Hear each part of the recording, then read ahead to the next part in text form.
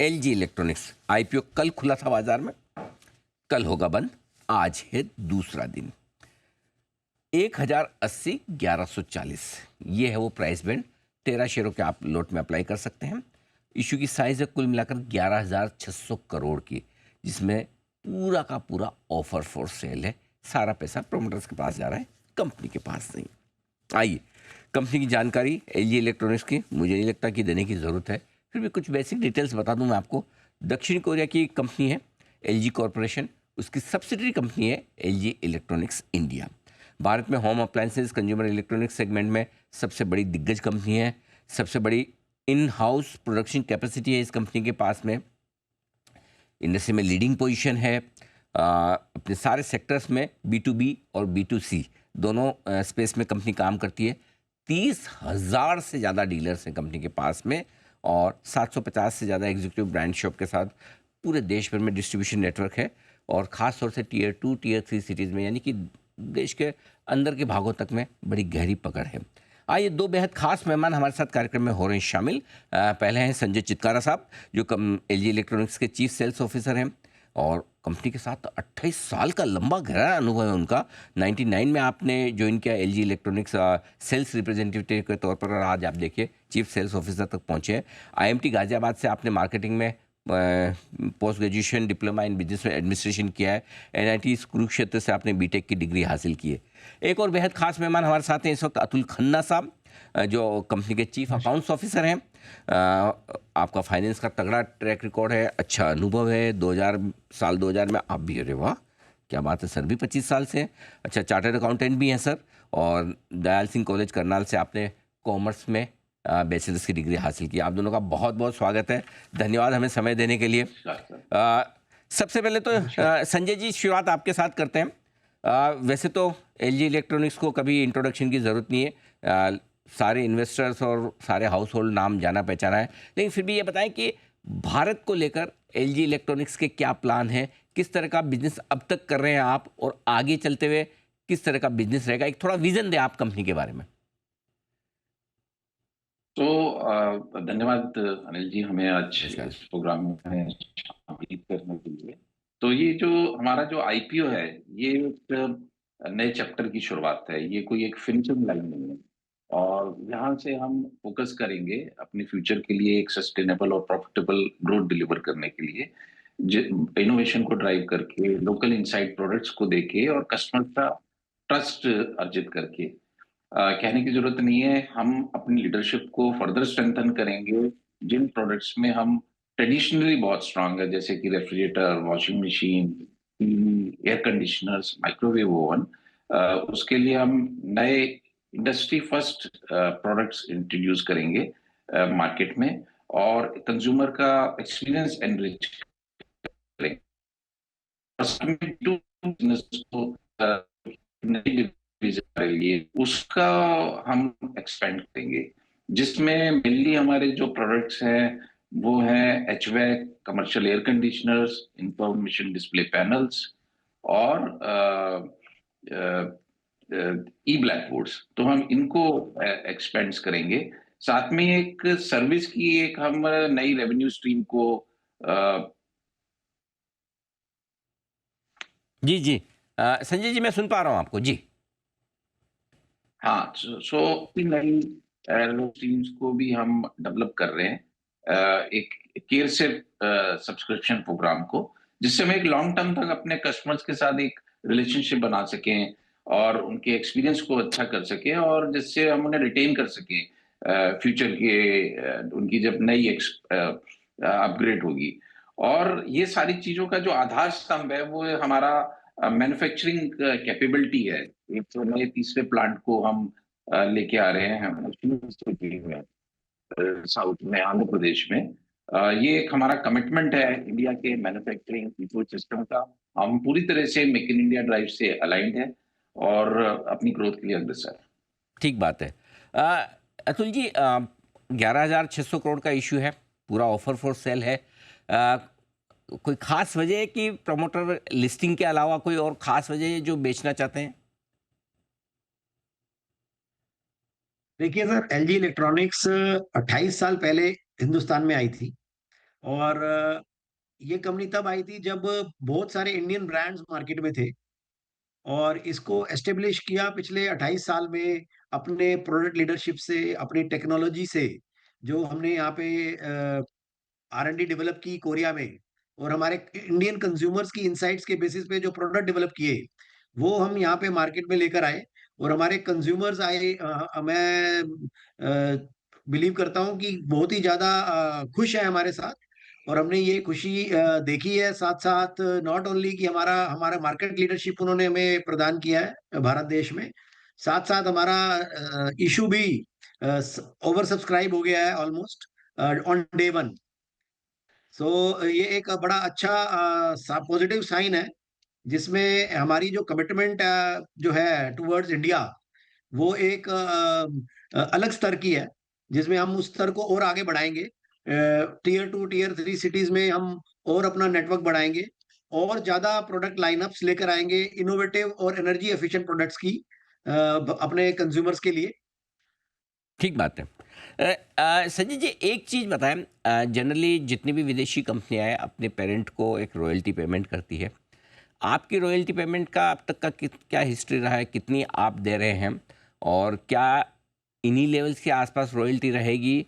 Maximum आप कितना royalty पे कर सकते हैं? क्या इसको लेकर किस तरह का एग्रीमेंट पेरेंट कंपनी में और इंडियन कंपनी के बीच में, जरा ये समझाइए।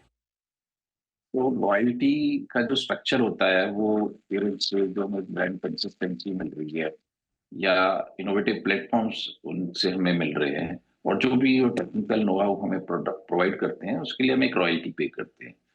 अगर हम एलजी इलेक्ट्रॉनिक्स की रॉयल्टी देखें 2.4%, 2.3% अप्लायंसेस और टीवी के ऊपर, और अगर हम इसमें एक्सपोर्ट के ऊपर या जो प्रोडक्ट्स हम ओईएम से बनाते हैं उसके ऊपर कोई रॉयल्टी पे नहीं करते।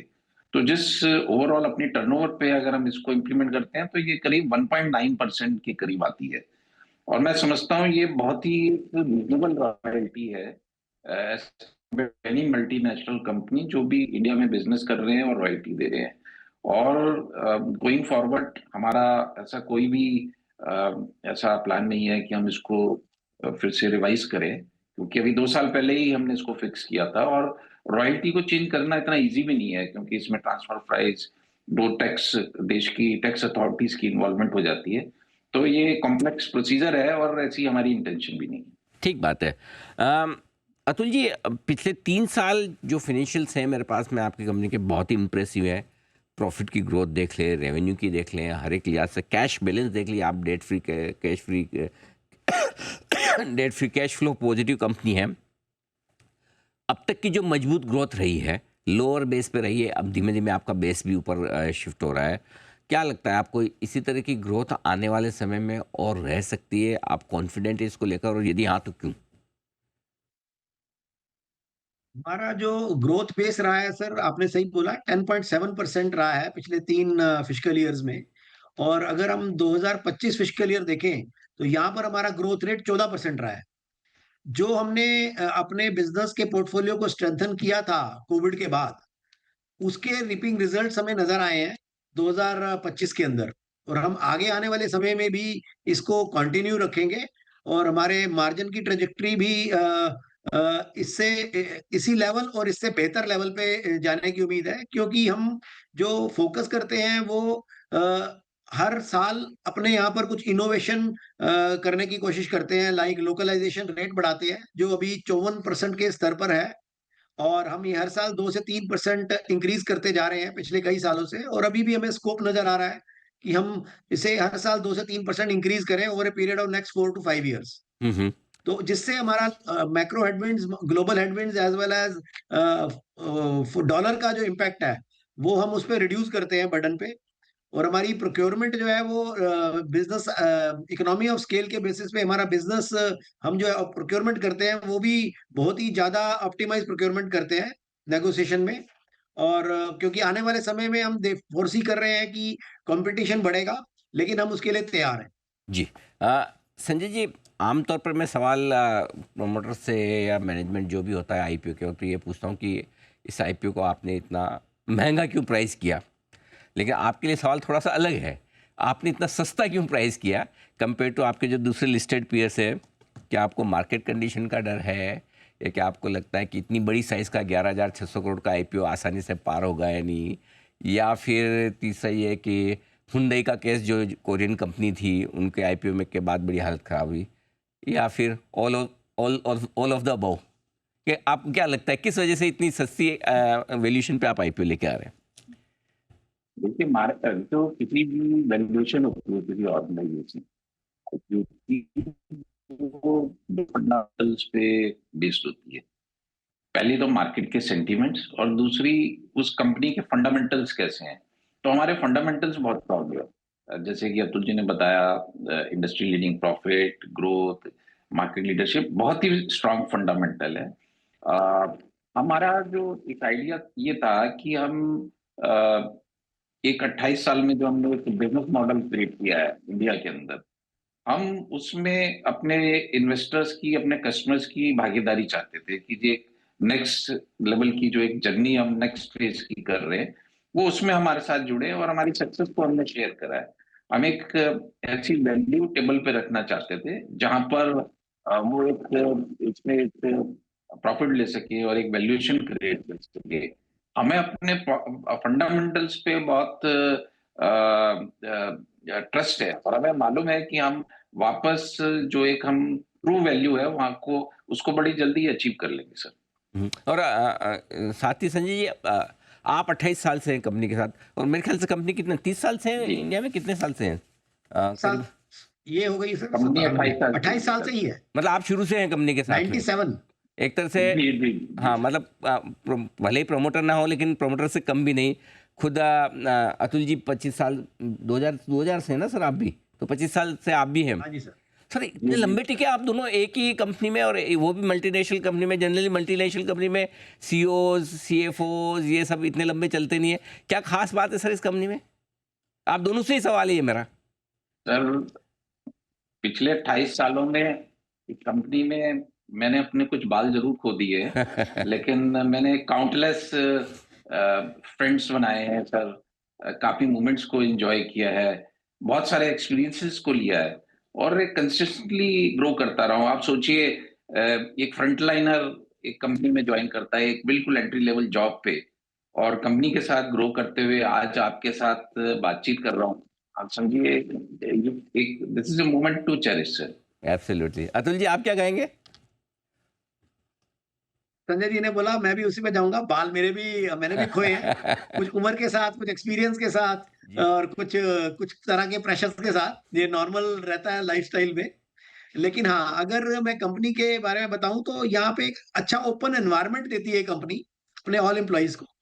और जैसे कि मैंने भी है कि फ्रंट लाइनर जूनियर लेवल से स्टार्ट किया था ऑर्गेनाइजेशन में, पहुंचते पहुंचते मैं इस पोजीशन को लीड कर रहा हूं। और कभी हम अनिल जी को सिर्फ टीवी में देखा करते थे, सुना करते थे, और आज हम उनके साथ बैठ के बात कर रहे हैं। ये हमारे लिए कंपनी और एज वेल एज आपसे बात करने में दोनों में प्राइड फील होता है।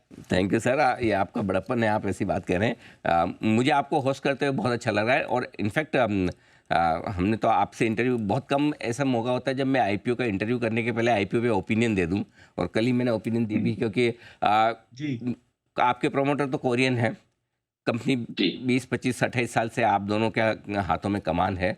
आई एम श्योर इस प्राइसिंग में जिस तरह से आपने किया है और जिस तरह से आपने इन्वेस्टर्स को ध्यान में रखते हुए ये इशू लेकर आए, ज़रूर आप दोनों का बहुत बड़ा उसमें कंट्रीब्यूशन है। और यही वजह कि चाहे एलजी इलेक्ट्रॉनिक्स के एम्प्लॉय हों, डीलर्स हों या कस्टमर्स हो, क्यों कंपनी के साथ जुड़े रहते हैं। आई एम श्योर आपका आईपीओ वैसे पहले दिन भर चुका है, ज़्यादा शुभकामनाओं की वैसे ज़रूरत है नहीं, लेकिन मोर इज़ बेटर, राइट? तो और ज़्यादा अलॉटमेंट मिले और ज़्यादा सब्सक्रिप्शन मिले, ये हमारी शुभकामना है। और आप अपने लिए और अपने इन्वेस्टर्स के लिए ढेर सारी वेल्थ आने वाले समय में बनाएं, लिस्टिंग के बाद भी, ये हमारी शुभकामनाएं। अतुल जी और साथ ही संजय जी, बहुत बहुत धन्यवाद आप दोनों का हमें समय देने के लिए धन्यवाद धन्यवाद जी, और थैंक यू, धन्यवाद, थैंक यू। अपने आईपीओ पर बातचीत करने के लिए। एलजी इलेक्ट्रॉनिक्स इंडिया, ये है वो कंपनी जिसका आईपीओ आज दूसरे दिन बाजार में खुला है। बहुत ही बेहतरीन कंपनी।